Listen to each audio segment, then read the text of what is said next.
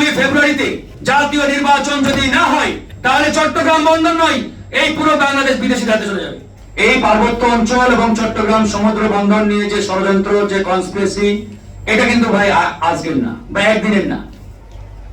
৭১ পরবর্তী সময় থেকে এই ষড়যন্ত্র কিন্তু অব্যাহত রয়েছে।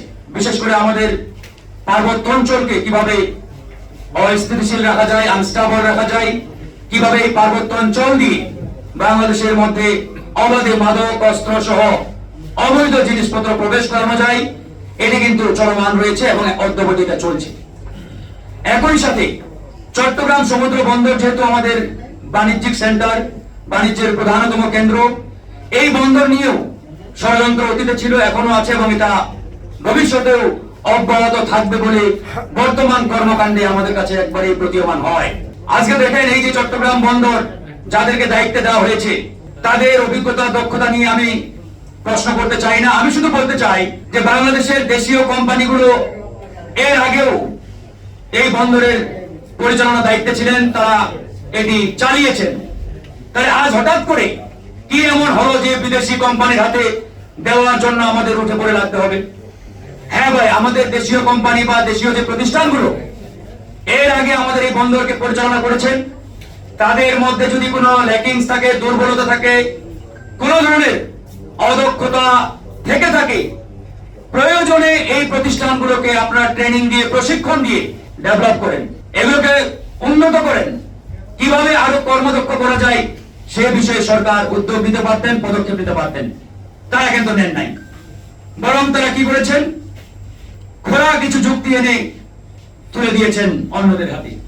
তো এই যে সামগ্রিক পরিস্থিতি, আমার কাছে আসলে এই পরিস্থিতিগুলো একটার সাথে আরেকটা কোরিলেটেড মনে হচ্ছে। উদ্দেশ্য একটাই, আগামী ত্রয়োদশ জাতীয় নির্বাচন যেহেতু একবারেই সন্নিকটে, প্রধান উপদেষ্টার ঘোষিত যে রোডম্যাপ, এই রোডম্যাপ অনুযায়ী আগামী ফেব্রুয়ারির প্রথমার্ধে জাতীয় নির্বাচন হওয়ার কথা।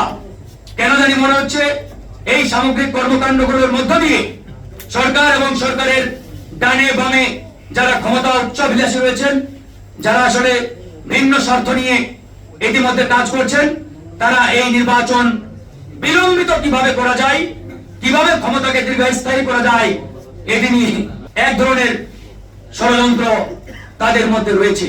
তারই ধারাবাহিকতায় চট্টগ্রাম বন্দর, পার্বত্য অঞ্চল, দেশের মধ্যেও নানান জায়গায় দেখবেন অরাজকতা তৈরি করে একটা মব সৃষ্টির মাধ্যমে পরিস্থিতি তৈরি করা।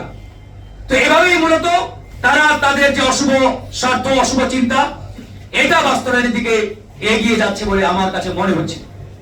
আমরা স্পষ্ট করে বলছি, আগামী ফেব্রুয়ারিতে জাতীয় নির্বাচন যদি না হয় তাহলে চট্টগ্রাম বন্দর নয়, এই পুরো বাংলাদেশ বিদেশির হাতে চলে যাবে, পুরো দেশটাই চলে যাবে ভাই।